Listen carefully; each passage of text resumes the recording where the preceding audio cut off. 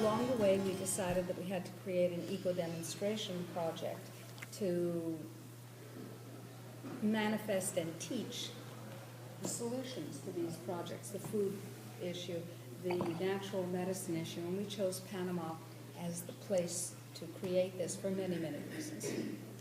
It's not perfect, but it's certainly far better than a lot of other countries where you cannot do this kind of thing, where you cannot promulgate natural medicine freely and openly at the level that we can there, where you cannot reclaim an entire country's food supply, which we are doing as a demonstration project, while we create clean, unadulterated food and farming, keeping the farmers on the land in other places, and so on. I'm sorry to interrupt, but how are you keeping the corporate farm control people out? Well, the corporate farm control people are selling very expensive products that work more and more poorly. The farmers are spending more and more money to grow less and less food that they receive less and less money for. So, according to the Codex two-step process, if you raise the quality of the food and you pass a law at the national level saying this is how we do it in this country, and you write a replacement standard, a guideline for the Codex, which is real easy, then the country has the right to do several things, one of which is keep out inferior food without creating a technical barrier to trade and being hit with WTO sanctions. And the other thing is it has the right to sell its food into any market in the world, and no country can keep its food out because it's to a higher standard, following the World Trade Organization treaty called the Sanitary and Phytosanitary Agreement, Article 2, Section 3. So we're using their rules. Oh, yeah. So they just rely on people not knowing about it. Of course, well, they lie about it, too. But a number of countries do know about it. For example, the Chinese delegates almost always in Codex stand up and say, this matter is in the national interest of China, which, of course, in their definition means that they are doing exactly what we've said. They're doing the Codex two-step. They're saying these are our rules, and they're the rules that apply in our country. And Austria and Hungary recently banned GMO products following the Codex two-step process. The Netherlands made it possible to continue importing and exporting high-potency nutrients using the Codex two-step process. And each of these countries, when they use this two-step process, turns out to prevail at the trade dispute resolution level of the World Trade Organization. So we are right. Now, food is only one thing. You give the farmers, you create a market for high-quality food, and you reclaim their land because, of course, the synthetic materials, the agrochemicals and synthetic fertilizers have destroyed the fertility.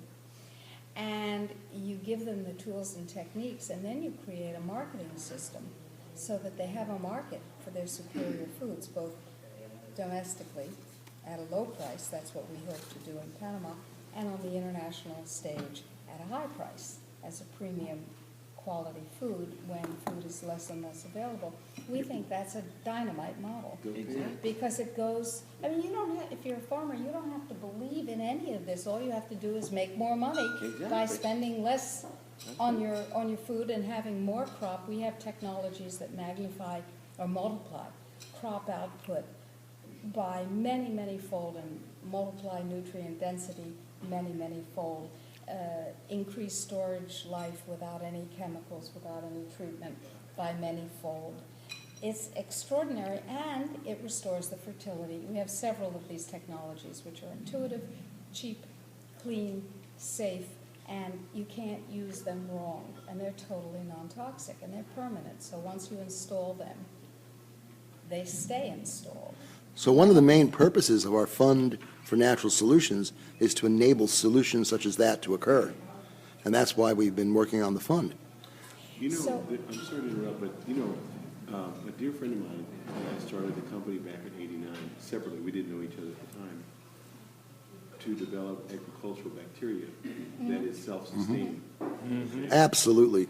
And he continued with it because it was so expensive to get past the chemical companies that he continued with it, and I had to go make money. He was married and I wasn't, so he now still does that. But now he's making probiotics out of that solution in a very discreet way. And when you talk about profit, you give this probiotic to a horse that's worth $100,000 and save its life, they'll knock down the door to Right. make sure you keep doing it, okay? Well, when he introduces in the challenge he had, like in Mexico, for example, is the corporate farmers are forcing the farmers to, by financing them, to use the chemicals. Right. And what people don't realize is that all the chemicals we banned, we send south of the Of border, course.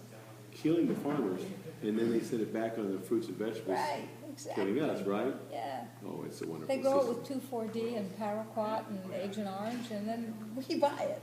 On and on it goes, right? Yeah. Well, what Wayne did was he would find some of the key farmer, like older people, and explain to them without much medical knowledge about what the effect of the chemicals were. Not only just in terms of the profit loss or gain or whatever, but what it was doing to their families. Once you got to the families and explained to them that they're killing their own families by trying to participate with the corporate farming situation, and then they would get off of it. And then some of these Yes, people. exactly. That's absolutely We have- true. we That's what we have, find.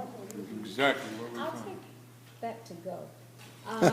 We have a region that feeds Panama called Cerro Punta, a few minutes away from us. Cerro Punta has the highest cancer rate in Central America.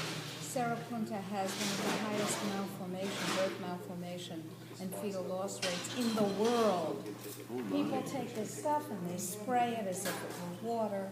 They've got And, no masks, or they, no sometimes they protection. wear white dust masks. Oh, my. nothing. 3M dust mask, yes. So we are well aware of that, and we have a meeting coming up in January. The woman, one of the women who works for us is the cousin of the head of the Cerro Punta Farmers Association, and they know this, but they also know that if they stop using these chemicals on their land, they will have a desert, because they have totally destroyed the fertility of the land by 50 years of agrochemical use. And they don't know how to We have- recover it. And they have no way to recover. So we have the technology, and if you have people who have good bacteria and so on and so on, absolutely. So food is one thing, medicine is another, technology is another, but at the same time, the regulatory agencies of the planet, I call them the powers that would be, not the powers that be. Amen. The powers that would be are creating regulations and legal structures which are legal but not lawful. And Ralph, who specializes in regulatory affairs for wellness products, has helped us create, for instance, a clinical trials company so that we can do legitimate clinical trials, so that companies Exactly. that we believe in can afford those clinical trials, not 100 million to 300 million, but maybe 25 to 50,000 for a clinical trial with claims that are going to pass the FDA and the FTC and the European Food Supplements Directive and so on and so on. That's just one of our little enterprises. But along the way, we have a restaurant. We have a Beyond Organic restaurant. And it is the only, thank you. It is the only, Gail is the chef. She's our executive director and chef. It is the only organic restaurant, as far as we are aware, in Central America. And I know the reason why, because it's hard to keep things clean when there's so much dirty food available. And we, once a month, the gringos, the Americans and other foreigners who live in our area have a meeting at our little restaurant because it's tranquil and it's beautiful and it has the best chocolate cake on the planet. It sure does. And our Absolutely. coffee. And our coffee, of course, which we grow It's as almost part of our unfair, eco. you know, that little chocolate cake. It's quite amazing. But we also grow our own completely chemical-free coffee, and we're teaching the other farmers how to do the same, and hope to create an organization to market this superior coffee. Anyway, once a month, the gringos have a meeting there, because it's the best restaurant in the entire country.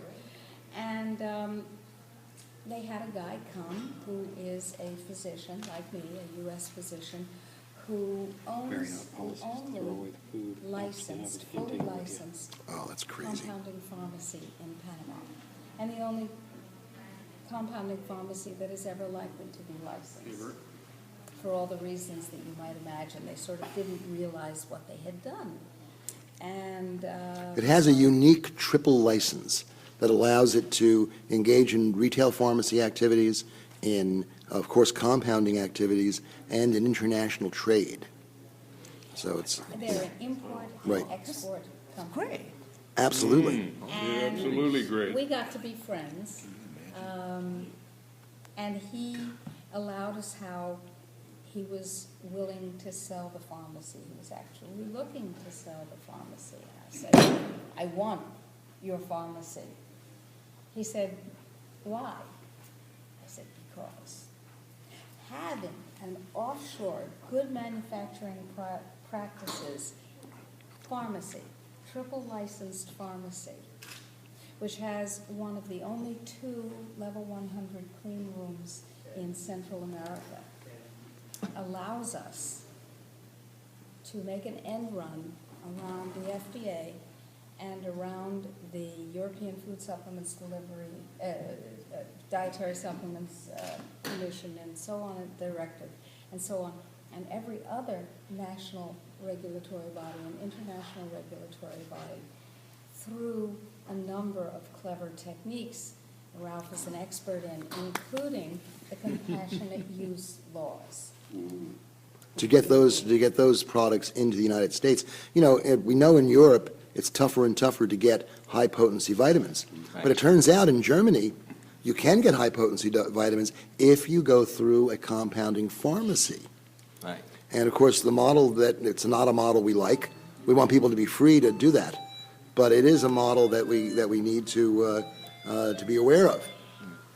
In every country in the world of which we're aware, if a doctor recommends something that is not an approved substance for this or that, or for any condition, but if a doctor recommends it for the personal use of the patient, then the patient is permitted to import that material for his or her personal use.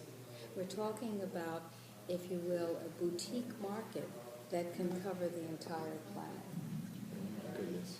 And the license, And he has all of the import-export yes, licenses. all of the import-export licenses. We can private label, we can cover the manufacturer of, we can collaborate. It also, the package deal, and we have a memorandum of understanding signed with the doctor. The package deal includes a pharmacy, a licensed pharmacy in Singapore, as well as the one, in Hong Kong. Hong Kong, as well as the one in Panama. The pharmacy made a gross last year, its third year, of well over $1 million by selling to 3 physicians. 3 physicians. By selling one product line, bioidentical hormones. Only. The U.S. has banned bioidentical hormones, right? Now, suppose we were selling to 3,000 physicians, and suppose we were manufacturing our own whatever we chose to manufacture.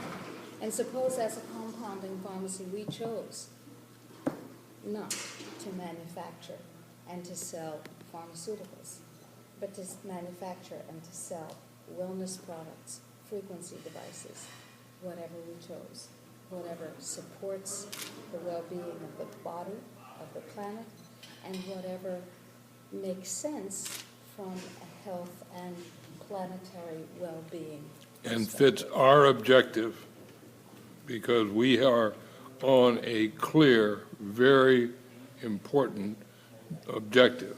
Right. And we know where we're going, we know what we want to do, and we're going there. That pharmacy is enormously important.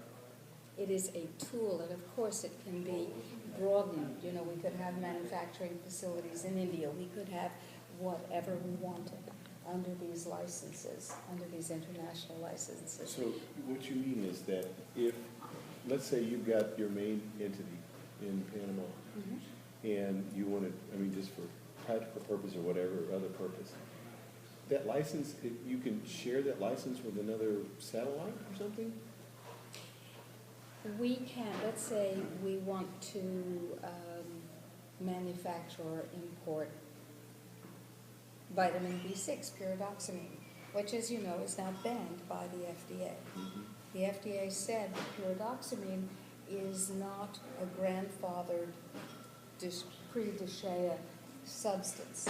The fact that it appears on the FDA's list of grandfathered supplements, nutrients, in 1994, the FDA refuses to take as proof of the fact that it existed before 1994 and was grandfathered. This is Kafkaesque. Now we can manufacture pyridoxamine. We can import pyridoxamine raw product, and we can use it in any way we want. Just in that aspect, what about the vitamin B17? What about that? Sure, Laetrile. Absolutely. Why not?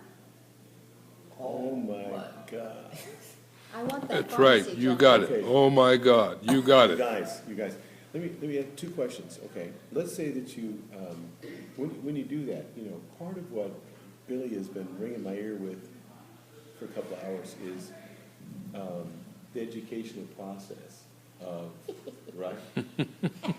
Yes. He explained something to a group of people who were only alternative, as they said, as the last straw. Okay, so that's kind of on the, you know, the absolute fringe of where you would normally talk to somebody. But after you got to explain to them, Billy has an extraordinary ability to address Christian people, to get them to understand that there's a biblical foundation to their decision about how they do their health care. Once he did it, they realized they had no choice, okay, except to go against their own faith. That was the most amazing. You know, part of what happens with these people is that the short version is that they've been sort of programmed in a sort of odd way to go against their own faith. But when, what process you have a process in place to educate them so that they don't even know it's coming before they know it? It just so happens. Hallelujah. Just so happens, right. Natural Solutions Foundation is the largest health freedom organization in the world.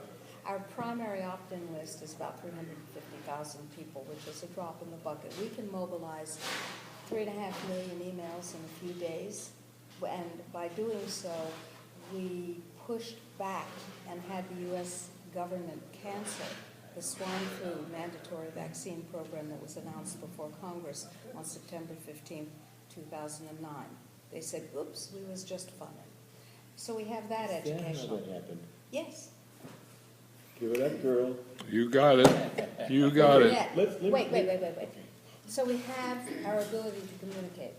We have sitting here the multiplier of our ability to communicate, because there is an enormously potent communication system that we're going to evolve a method of working with to globalize this now through forwarding that we know about.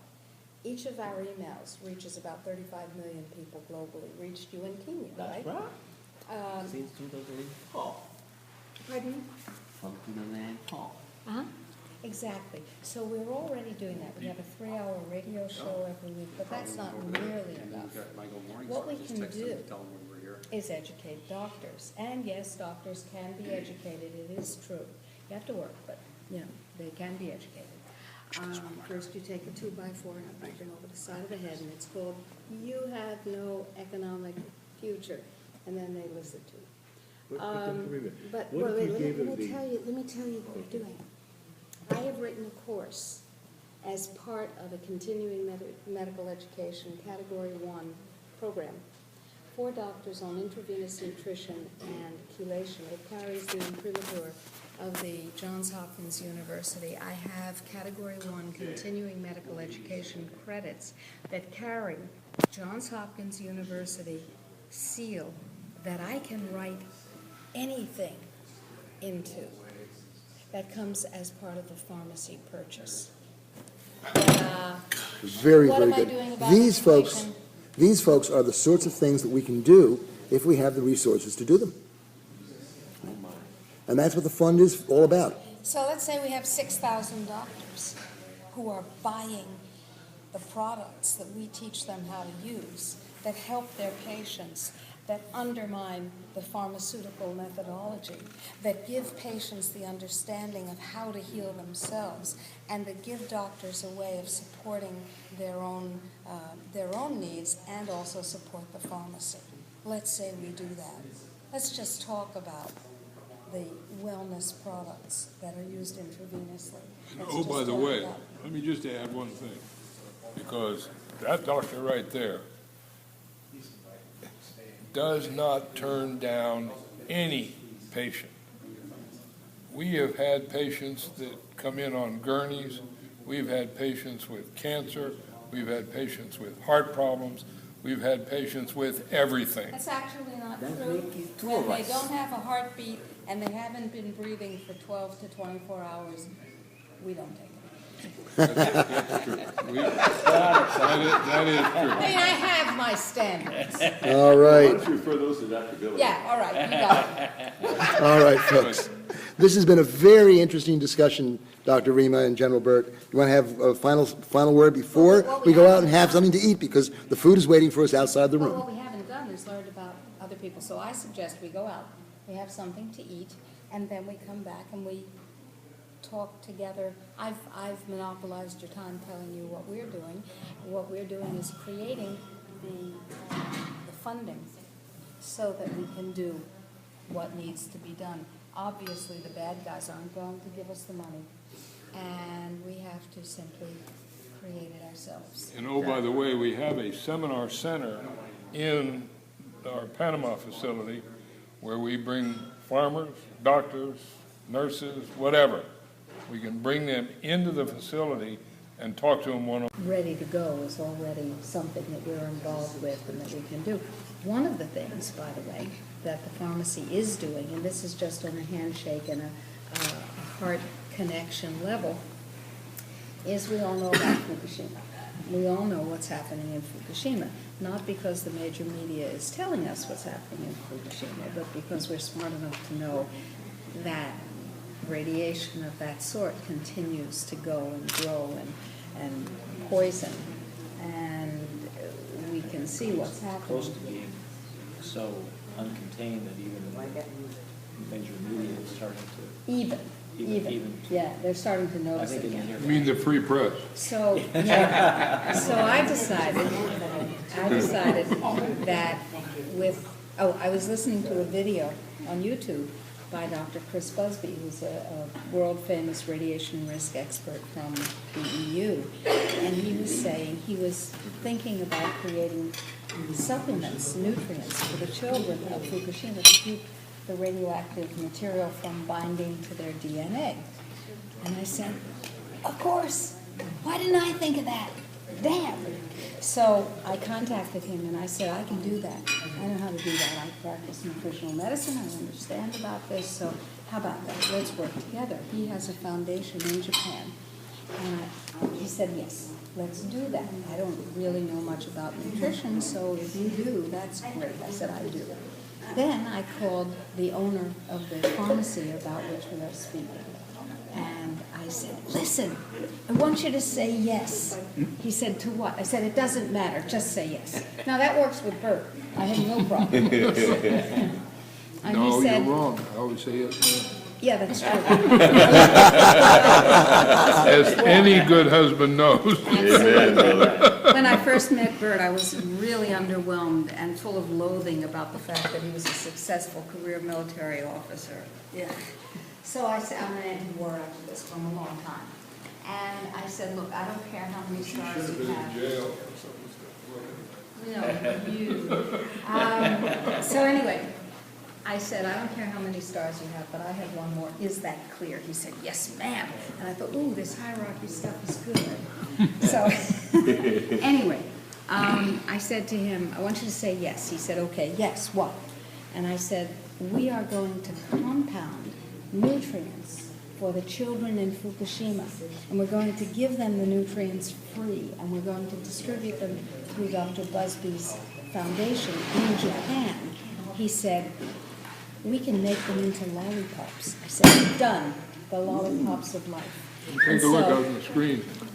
www.lollipopsoflife. And I said, okay, the first thing, so we, butter. Yes, a lake meal butter. Butter. So the first thing I did after that, I put the formulation together.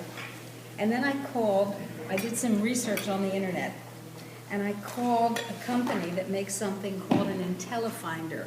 You point it at a radioactive whatever, and this little screen says you are dealing with cesium-137, and it tells you the particular isotope and the particular species of the isotope. And it is also a neutron detector, so you get plutonium and the transuranium elements, which an ordinary Geiger counter will not give you.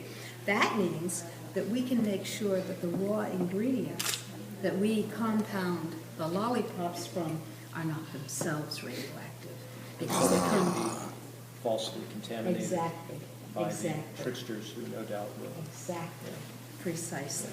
And so we will have a fingerprint on each batch, because if it's radioactive, we're not going to put it into anything. We'll send it back. So today, here at the hotel, this was delivered.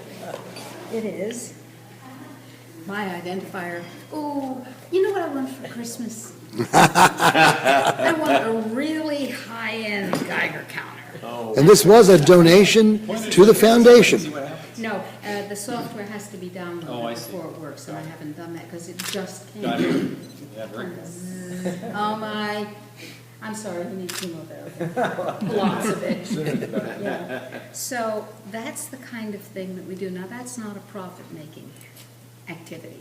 That is something that comes from the heart and from the soul and from the compassion that everyone has to have for a population of people who are being slaughtered. And that is part, as far as we are aware, of the genocidal agenda.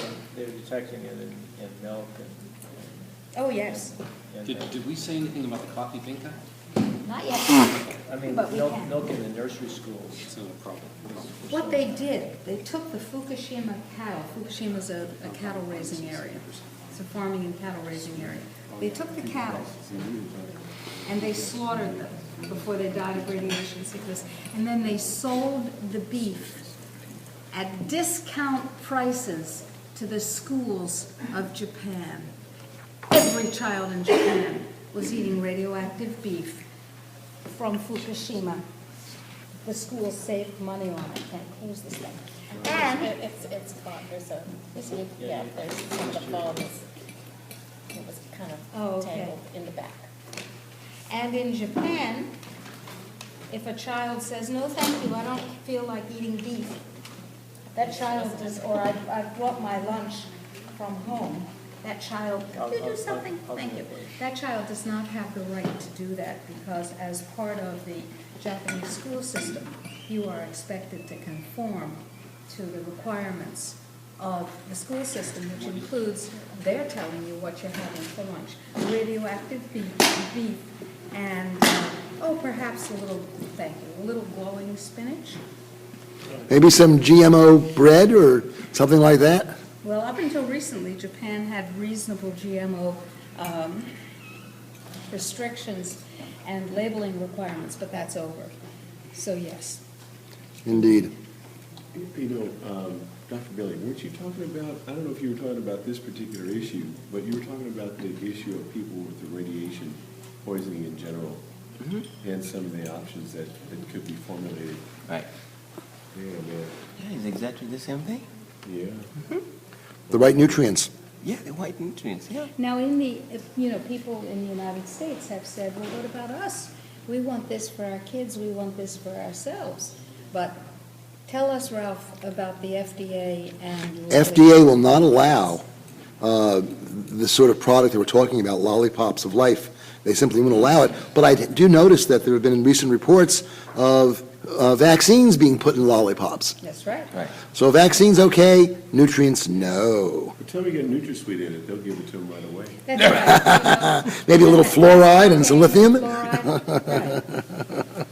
So to go back to the fund, it's divided into these two categories.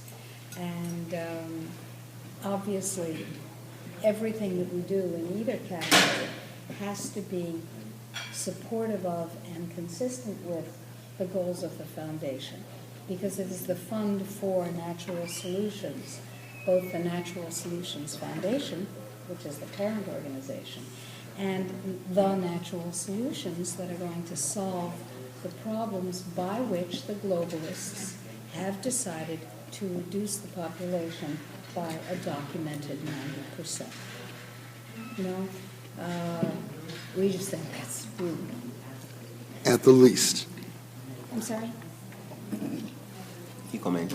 I just come out and I said, at the least, it's rude. At the least, it's rude. It may be genocide and it may be crimes against humanity as well. But, Could be. we talked earlier about Father Godfrey, and one of the principles, his three principles for doing this sort of project is what he calls the Songhai principles, and that is you need to do it with passion. Obviously, Rima and Bert have the passion. You need to do it with perfection. As you see from things like that radiation counter, we intend to do it with perfection. And finally, you need to do it with profitability, because if it's not sustainable, it's not part of the solution. And that's exactly what the fund is about. It's about sustainable approaches to natural solutions. And these are exactly what we're aiming at. Can you talk more about the financial side of the house? Well, basically, the focus is to acquire the compounding pharmacy because of the margins and the profitability. Without funding, you don't have the wherewithal to actually fund the B projects. So the A projects are the ones that help support the B so they can get off the ground. But the A project, which is the compounding pharmacy, and also I think it's probably one of the B projects is the copy bingo, right? It's a profitable venture. It's hard to say whether it's an A project or a B project. Right. So it's sort of Because it became the first project. we don't know if it's an A project or a B project, because we had an ongoing Valley of the Moon eco-demonstration project before we conceived of the fund. So there's a little bit of defining going on. What do I mean by that? The foundation decided to establish the eco-demonstration project. The eco-demonstration project was seeded in Panama in order to globalize activity and information. And we're in phase 2 of the 3-phase project, which I can tell you about if you're interested. One of the things that the project is designed to accomplish is to use Panama as a test country, as a demonstration of proof of principle, if you will, by creating a food supply that is clean, unadulterated, and available to everyone at prices that they can afford, and then taking that same food and selling it on the international market at high premium prices because clean food is so difficult to come by. That will stabilize the farmers. It deals with the Codex issue. It brings Panama into our orbit in a lot of ways. And part of that was coffee. We did an analysis and we said coffee is a primary example of a cash crop in Central America and parts of South America. And it is of enormous economic importance. Well, the farmers are very poor and they cannot afford to lose a crop. So they spray the hell out of those crops. they spray fungicides, they spray herbicides, they spray pesticides, they spray 2,4-D, they spray Agent Orange, they spray paraquat, they spray God knows what. And then you drink it. You make a water extract of those chemicals, and then you think that the reason You you heat can't it first sleep, so that you dry You heat it it out. first. You heat it so that you really get the you chemicals, concentrate it. the poisons You change out. the chemicals, yeah. And then you drink it, and you think that you're having the caffeine jitters, but you're not. Because there's more caffeine in tea, right? And that doesn't give people this stay up at night jitters. What you're having is an acetylcholinesterase poisoning by the petrochemicals, so that your acetylcholinesterase system is causing you to hyper-alert. And if you keep going, you have all kinds of neurological consequences that are pretty dire. So we said, no, let's buy the worst possible coffee farm that we can find. Let's buy an abandoned, derelict coffee farm. And then let's rehabilitate it using our methods, and let's teach the other farmers to do it once we are successful. How do we do that? Well, every physician here and the health people here know that you use, what do you use if there's a fungal overgrowth? Duh, you use beneficial bacteria and nutrition. You feed the immune system while you do that, right? Duh. So I said, hey, funguses aren't smart enough to be that different. If that works for a fungus in your body or on your body, it's got to work for a plant fungus. I mean, gotta. So we bought this wildly derelict, abandoned coffee thing, and I figured we wouldn't have a crop for 3 years. The first year, we had a gorgeous crop. The second year, we had a more spectacular crop. The third year, we had an amazing crop. And this year's crop is double Almost last double. year's crop. Almost And it double. is stunning. They're And still some of picking. those plants They're that in we've, the process of still picking right now. and some of those plants that We sit here. we've treated so well are actually putting a second crop of coffee beans out, unheard of. By the way, coffee is not just the beans, it's a little fruit. And the rind of the fruit, the surface of the fruit is used as a mulch. And then, of course, there are the 2 coffee beans. But in between the beans and the surface is this liqueur, which is soft and sweet, They call it the honey. the honey. And And it we're is. looking at ways of using, that's even a higher antioxidant than the beans Did themselves. you know that most Americans get their antioxidants from coffee? But it's from poison coffee. So they're getting the antioxidants that are left, but they're also getting the petrochemical disaster. Well, it I is, think there's no net gain there. I don't think so. Our coffee is very, very, very rich in antioxidants, but it's also completely lacking in any of the poisons. People who never can drink coffee in the evening have no trouble going to sleep after they drink our coffee because there is no acetylcholinesterase poisoning. So the fund may very well help us purchase more coffee land adjacent and near to the existing finca, so we can expand that coffee production. There is a This there's is a our coffee, by yes. the way. Oh, wow. Yeah, this is Valley of the Moon Coffee. There's a company here in the U.S. that is trying to source the best beyond organic products, and we're negotiating with them as a possibility of bringing our coffee into their system. The guy But from beyond- Missouri, No, No, different guy? different kind. But besides that, okay, so it's nice to have a coffee crop coming in. It's nice to have that as a business. It's nice to make that available. That's not really important. Really? What is important is Thank to you. train the other farmers, all of them, in a country that is famous for its premium coffee all over the world, But the right? interesting part Premium about that coffee. is the farmers want to learn. They've seen what we're doing. Oh, They want to absolutely. learn. So to train them to use our methods to reclaim their land with bacteria and other technologies that are safe, simple, and efficient, and then have a collaborative where the entire premium coffee crop is available on the world market, properly grown and properly marketed. That's much more interesting to me. I mean, it's very interesting learning about raising coffee, and I want to tell you that if any of you is thinking about raising coffee and you knew as little about it as Bert and I did when we started, just go to bed. Don't even think about it. Coffee We is actually- very Yeah, complicated. we actually believe that coffee was grown in the supermarket. Right. No, it's been an We amazing didn't know it adventure. came off of a tree. And the next thing we're doing with that coffee finca, there's land right next door, which has also been abandoned, and we're about to buy that. The next thing we're doing with the coffee finca is turning it not into a monocrop area. It's shade grown and all that stuff, and banana trees and orange trees, but it's basically a monocrop. Bad, bad, bad.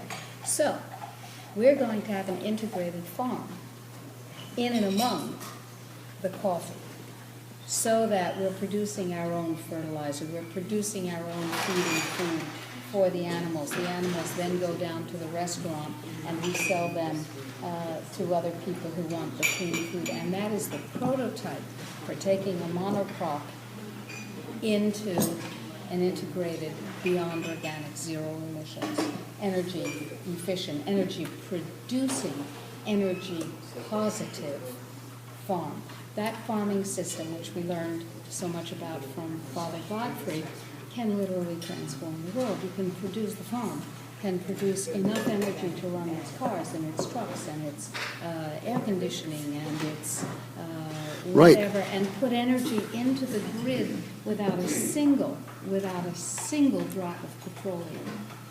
You know, the Songhai community, the only things that leave the Songhai community are organic produce, organic pork, organic fish grown on the farm, and they're driven away in trucks that are powered by biofuel produced on the farm. Right. And that's the goal. That is the goal of a biodynamic, beyond organic, zero emissions structure. And we can replicate that anywhere in the world, anywhere in the world. No fuel costs, no pesticide costs, no fertilizer costs, no toxicity. The first year that we were running the coffee finca, the Indian worker, the Incidentally, for Indians those who living don't in- know, finca means farm. Yeah, sorry, in Spanish. The workers and their families live on the farm. And they were using my brew, my witch's brew of bacteria and nutrients and stuff. And they were spraying. And I said, how's it going? How's it working to contain the fungus? And Emiliano said, it's working as well as commercial poisons, but, he added, this is the first year that my children aren't sick, that I don't have rashes, that I'm not having difficulty breathing, that my wife isn't sick. He said, this is the first year during the spray season that we've ever been healthy. And that is worth And I just stood there and everything. started to cry. God, Dr. Rima, you know, there's a plant that I ran into in Zimbabwe, comfrey plant out of Russia. It's the original comfrey plant. And they used it in an extraordinarily sustainable way. You have all the comfrey being grown around your, where you're raising your ostrich, where you're raising your pigs, where you're raising your animals, and you're feeding it back to those animals because I think it's 10 or 20, I forget the multiplier, more protein in comfrey than there is in soybeans with no side effects, Right, right? right. And then you compost that, and it engenders an amazing bit of bacteria, which I love to see, because I didn't know that much about it at that time. Have you ever dealt with that? What, with comfrey or? Yeah, Not in the way you're talking about. Yeah, because I'm just wondering about he has an extraordinary product, and I know Dr. Billy's got some as well. One of the things that the fund can, not easily, but, the world is full of a lot of greed, right? Well, right, why not take advantage of those who are not getting as much greed as they need with things like this, like yours, or like Dr. Billy's, or whoever else got something? I mean, it wouldn't be that difficult for these people to see an enormous profit potential. and figure out their own way, right? This is so exciting. Let me tell you about a conversation. Are we making, excuse me, Gail, honey, are we making more coffee? Yes, ma'am. Yeah, okay. We brought our own coffee press. This is good coffee, Hey, by the we way. can't It's drink very good anybody coffee. else's coffee. Let me tell you, we travel with an electric kettle and a coffee press. I love it. I kid you not. Anyway, we had a wonderful conversation, which is part of a series of conversations with a young man from the UK who is a developmental economist. He has a degree, a master's degree from the University of Manchester, and he has an investment background as well. He's quite a remarkable young man, and we met him volunteering on an organic farm in Chile, and we were so taken by him, we said, let's talk. So we are negotiating with him to be our staff developmental economist. The first thing he will do is work with companies, work with people, for instance, like the Comfrey farmers that you're talking about in Zimbabwe, to help them develop a business plan and a business model that gives them what they need, stability and profit, and gives us what we need, which is stability and profit. So that will be one of his tasks. The second task is to develop our businesses. For example, the coffee. Now, right now, we're not marketing the coffee. We give people a half pound of coffee if they donate $25 to the Natural Solutions Foundation, and they get a tax deduction too.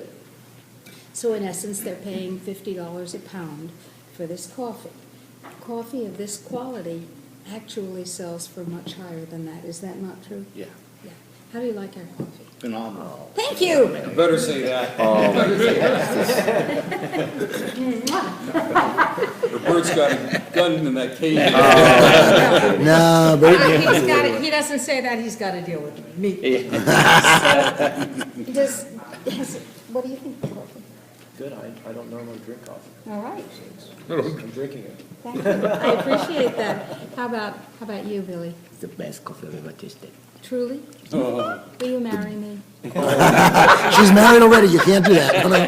He does have good genes. How about you? I love it. I'll tell you, it's one of the last things that I've given up is coffee. And one of, because we have the agricultural bacteria, we kind of studied some of the poison involved in coffee production. And it has some of the most virulent fungi on it. And the last thing they do is spray it.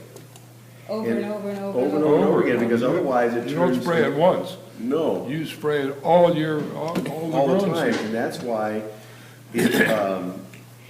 if you're a person that drinks Starbucks type coffee, which I don't because it gives me incredible cramps. But if you look at the way they process their beans and how long they sit around for an extraordinarily long period of time. And with what he just said, they have to be treated over and over and over again. Otherwise, they're a big fungal mess, which is an enormous investment for a huge company, right? Right. My God, And if they kill fungus and mold, guess what else they kill? Let me see. Yeah. Perhaps Human gut the bacteria. organisms of your bacteria, of your body? Could be. But coming back to this bacteria, for example, if you simply took this bacteria and introduced it back to I don't know if it works like this, I'm being presumptuous.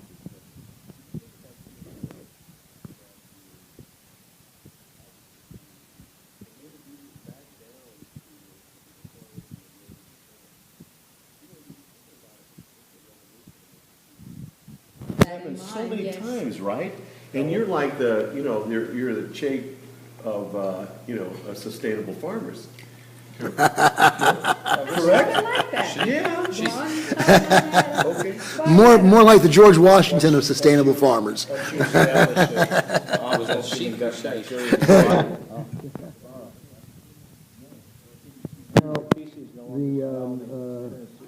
The record of Che and his friends has not been very good. Yeah, Shea didn't make it, so we don't. Right, but I do think George Washington is a good model. He Yeah, I like grew a George. lot of good stuff. Absolutely. The winter, right? All his hemp and all the other stuff he grew. Everything is solved. But Okay, I'll ask you a question to Kareem about, I missed that. This- Can you bring that one back again? I heard parts of it, but not all of it.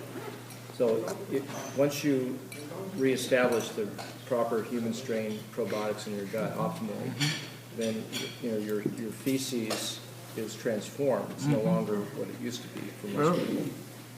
It doesn't have any odor, and it has a particular kind of mustard yellow color. So at that point, which could take months or a year or so for many people, you can use that compost. You can use that feces as compost in the gardens. Right. And the food that you eat from the garden, as long as it's not pasteurized, will it's a give and take symbiotic process. And you don't even need to eat yogurt anymore. You don't even need to eat special probiotics because you're getting it on the food that you're eating. Interesting. And so this will reestablish supreme immunity on anybody eating that food. But explain that for a minute. 20 years ago, the Townsend newsletter was the only one I ever saw that published anything about organic, 20 years ago, about the increase in beneficial nutrients, macronutrients and so on. But can you just talk a little bit about what your bacteria is doing with regards to that in the plant?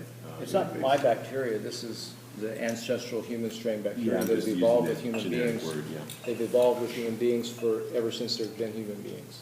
And these are these particular human strained probiotics, as opposed to other strains, other lactobacillus strains or bifidus strains that might be from various other sources. Not that they're bad, but they're not these key strains. You need to understand that all of this, excuse me for 1 second, I'm interrupting you. You need to understand that all of this becomes first theoretical and then illegal under the current FDA Modernization Act tyranny, which we worked very, very hard to keep off the books and succeeded for 13 months and then lost cataclysmically. Organic farming is now referred to as feces-based farming. And of course, that's bad, right? We can't have that. And the products of it are considered dangerous toxins. And indeed, there was the incident in Nevada a few weeks ago where an agent of the state said, forced them to pour bleach on the organic vegetables because they were dangerous. But Dr. Billy, you wanted And on the meat. Yeah, Dr. Billy, you wanted to speak about a point. My question goes to Dr. Rima, and I think back to you as a legal attorney on this. I'll ask it in 3 ways. There is the LDA, the daily required dosage of the micronutrients and, the vitamins and like, for example, the lysine, which I know is the most important amino acid in your system, and the proline and the ascorbic acid. How the control, how is defined, or rather the National Foundation, how are we going to handle that? Because, for us to be able to penetrate the market, we also need to know how we're going to be able to sell without having a lot of legal tussles. Like when we sell, you put in the market a product which is like, for example, you use 1,000 milligrams of the ascorbic acid. You use 750 milligrams of the lysine, and use 750 milligrams of taurine, and maybe some other extract like from the ECGC which is a profilol, which is very good and taken as a synergy, in the health benefits of that, how are we going to handle that? The man sitting to your right is an expert and a genius and a true warrior. Whoa. Exactly, To his right? Isn't that your right? Your left. I'm so All right, I guess I ought to be here on the screen as well. The man sitting to your right, if you go all the way around, is an expert in this. Ralph's a regulatory specialist, and he deals with this all the time. And as a matter of fact, Ralph has been involved in legal actions against the FDA and the FTC and been very, very impressively successful. We've got a huge battle if we stay in the United States, and frankly, that's the wrong way to go. What we need to do is go offshore and create the legal highway that allows us to bring our things back into the United States and elsewhere. There are other markets. There is the South American market. There is the emerging African market. There is the European market that is starving for nutrients now that the European Food Supplements Directive has essentially made any high-potency nutrient illegal. There are 11, last I heard, there were 11 approved nutrients. I personally take 10,000 IU of vitamin D3 per day. The permitted dose is 6, that's this many, 6 IU per day. What? 6. Yeah, 6? That's this many. 6 What, IU so that means per if you day. stand out in the sun, that you're violating the Yeah, exactly. Well, the truth of the matter is, the truth of the matter is that the Codex daily reference value for all the nutrients has been set in each instance just below what is needed to survive the deficiency disease. Except for fluoride. Yes, if you consider that to be a nutrient. Fluoride's daily permitted upper limit is 4 parts per million. 4 milligrams, which is an unbelievably high dose. 4 milligrams of fluoride per day. And that is necessary to make you so stupid that you can't think about the fact that you've become so stupid. And just in case that doesn't work, there's talk about adding lithium to the water supply. Yeah. No, Yes. just, if I could just interject. Just a short while ago, Michael was on a train of thought on the sorry. fund. No, you'd be sorry. This is just informal dessert. discussion. But he was on a train of thought, and I would like him to continue his train of thought. I beg your pardon. No, you don't take anybody's Humbly. word. We're just in informal discussion here. But he was on a track here, and this feeds into the fund and the foundation. I use that word now for the compounding pharmacy, and then to build the next level, the next level, the next level, and then to fund all these things we've been talking about. Great. Otherwise, none of this happens Well, without you know, money. I'll tell you what. Without money. But I like chic. I like chic. That sounds good. My young mentor on the way down here was sharing his philosophy, which is amazing. And one of the things that he was talking about is that we have to figure out how to tap into the greed factor that's already there in a way that they really don't care what we're doing as long as they make money by it, okay? And that if we have enough fund, like this fund that you guys are talking about, that fund will be completely self-sustaining, whether anybody cares about it that's on the end of helping it build or not. So as an example, you take this gentleman here and you take this gentleman here, the two that I know him better than you, but they have ideas that can be developed in the compounding pharmacies, and then we go to those distribution companies that already have a very perfected method of distribution that have already taken advantage of this esoteric thing called herbs, as an example, and they're hundreds and hundreds and hundreds of millions of dollars large. But I promise you, because I know one of these, they have no clue about what he's capable of, and I have no idea what you're capable of, but it sounds really phenomenal, okay? If you have this mechanism down here that's already set, that gives it its professional nature, Yep. and then you take these distribution companies that like to deal with this kind of, in the early days, some of these companies went to China and they sent their people to China to evaluate, bring back, and other places, right? And it was a really hard road to hoe. And they passed that, they're huge companies. If you take his idea, the two that I know about and you're learning about, take those and bring those to those companies and market to those companies. Your compounding pharmacy has got to have a marketing person that can market to those companies, because they'll think from the perspective of, what does that marketing company want? They want profit, and they also want a unique product. And my goodness gracious, the stuff that is fairly innocuous, if you will, the yogurt, for example, or the herbology that he's got, can be a fairly innocuous thing that can go into these distribution systems and no one will ever notice. He's like a friggin' ghost. They will notice. No, but they won't notice They right will away. notice. They will notice. But they haven't. I They think haven't what you're already. saying- I At think some what you're point- saying is at some point. extremely, excuse me one second, let me just finish this thought. What you're saying is extremely important and extremely powerful, but the way they won't notice part is incorrect. No, but honey, The- I'm sorry, I don't mean it like that. I beg your pardon. I didn't mean it like in a naive way. What I mean is that if you get these companies that are making extraordinary profits, they will fight for you instead of you having to fight for them because they're going to fight for their own greed. That's the only thing I meant. They're sure going to be noticed because they were noticed in the beginning, right?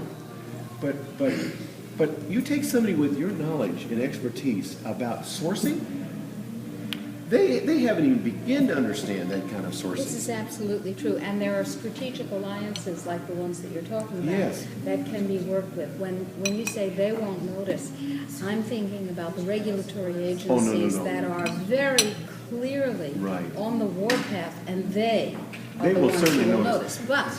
Yes. But if we use physicians and other licensed healthcare givers as our distribution system, if those channels close down, and they will. If we use physicians using the compassionate use laws and using the training that we can give them to be able to create the services and the income necessary to keep them afloat, feeding their legitimate greed, if you will, or illegitimate greed, that's not the issue, then we have a legal structure that exists in every country. For instance, bioidentical hormones, right? Bioidentical hormones can be compounded outside the United States and brought into the United States on the recommendation or the prescription of a physician. Now, you train the physicians, you've got a distribution system that's already trusted, already reliable, and already hungry. As long as the physicians don't risk, being dropped by their insurance company or penalization by the medical. Well, you need to have the Category Right. 1 continuing medical education credits, which we earn when we buy the pharmacy. So that, it's just that the key thing there is the loopholes that are protectable. Yes.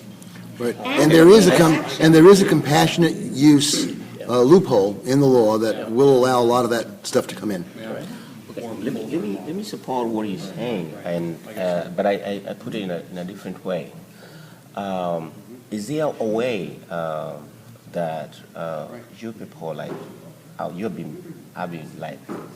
been my mentor in so many ways in how you work and everything, but I've been thinking of if we can be able, by any chance, to bring all these natural health organization campaigners and natural health practitioners and other alternative practitioners associations, and we bring them together, and we can have, even if anybody, at least each and every physician to contribute whatever percentage, and we have our own alternative medicine insurance company.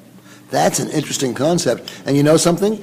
Maybe NutriSpace is interested in that sort of thing. What? NutriSpace is the website that Roy and his group are working on, and it is a network of networks in this field. And that's the synergy that happens at a table like this. Right. You know, that's tremendous. That's a good idea. Now, the kind of funding that we're talking about allows us to create that kind of structure and have a strategic alliance with partners who can bring their skills and strengths to it. But it also does something. The kind of funding that we're talking about, Billy, allows us to have the legal strength, allows us to have the legislative campaign strength, allows us to have the public education strength to make this possible. Because without those three branches, and you don't make money by educating legislators, you don't make money necessarily by educating the public, and you make some money directly by educating physicians. But without those three areas, then we are vulnerable and will be picked off by the FDA. The structure is designed to support not just the product line, but the whole social context in which the product line becomes essential. It becomes an essential technology. Okay, Exactly. my idea is this. You see, when you have like, for example, my practice where I had about 5 clinics in the whole of the country, and the challenge I was having is that I had to introduce a different kind of department where I'm giving services for free to the patient who cannot be able to afford my other IPT or other integrative protocols. So what I was doing is that the people who have insurance cannot be able to the insurer cannot be able to cover the treatment that they need, which is the integrative treatment. So what I was doing is that the rich people, in quotes, for example, who can be able to afford my protocol, I was charging like almost like 3/4, right? If I was to charge a person who cannot be able to afford like $500 or whatever amount, or 250, then I can be able to double that. Then so that I can be able to offer the same services in the same quality manner to the person who cannot be able to afford even $50. Very good. You know, Yes. I had like 2 departments, but and I know for sure there are thousands and thousands of physicians who are very much willing to offer these integrated protocols without fear, because you create a greater market for the physicians Exactly. when you have a way of covering the services that they're offering. Of course. You know, so for us to be able to, or rather for that's just an idea. If you can be able to have a way of creating that kind of market, you have more support with the physician. So, and the distribution network, it will trickle down to the patient. You know, so it will be more a greater force. And then when you go up, like it will be like, you know, it will start slow like that, and then it will cover the whole globe without no time, and you don't have to have a lot of effort like in money-wise, because the effort will be created all the way down, and it will be very easy to penetrate the market without, you know, having to have a lot of structures to put in. And then the products available at the greatest discount or at the least cost would be those that we believe in, that we know are clean, unadulterated, that we make or that we source or that we can trust. And this is not something for one person or 2 people. This is an enormous undertaking which starts like a plant. It comes up like this, it develops a few leaves, and then it develops more fruits and more leaves and more robust areas of metabolism. But that's exactly what we need to do. And your communication, your products and so on, Ralph's skill, our ability to bring this together on a global basis and on a practical local basis, these things all support the whole system that we're trying to put together. Now the critical issue is, can we acquire and can we seize control of the pharmacy? And I think Larry would probably agree with that. The critical issue is, can we acquire? Right. And can we seize control of the pharmacy? Why do we need to seize control? Why is 10% ownership not sufficient? Because there are people who would rather sell, say, chemotherapy to hospitals and to oncologists using this particular compounding pharmacy. I don't want to be involved with a pharmacy that is a compounding pharmacy that is making things that kill people. I simply don't. So in order for, and the foundation would never participate in something like that, ever, ever, ever. So in order for us to have control of what has to happen and what will happen and what may not happen in this entity, we have to be able to purchase 51% and then go forward. I'm not going to be associated with an enterprise, for instance, that is supplying pharmaceutical, chemotherapy, oncological supplies, to hospitals around the world. I'm just not. There's a huge amount of money to be made, huge amount of money to be made. I don't care. I'm not interested. I don't kill people for money. Right. I kill them for free. We'll talk later. You know, I'm wondering, Dr. Rima, with, if you network with, I mean, the things that I've heard this evening, quite frankly, in 35 years of being interested in just listening and participating in some sort of way, this is such a magnificent brain trust that it just blows my mind, okay? And so, I mean, congratulations to you doing that. What I'm wondering is, if you take the people that are in this field already, and I don't know what the time frame is, but let's say you take the people that are in this field already, there's a lot of people doing compounding in one way or another. Some small scale, some large scale, but some of them are really large scale. It's The Art of War by Sun Tzu. Yes, sir. Amen. Remember, the first principle of war, objective, our objective, heal the world. That's where we're going. We will be honored.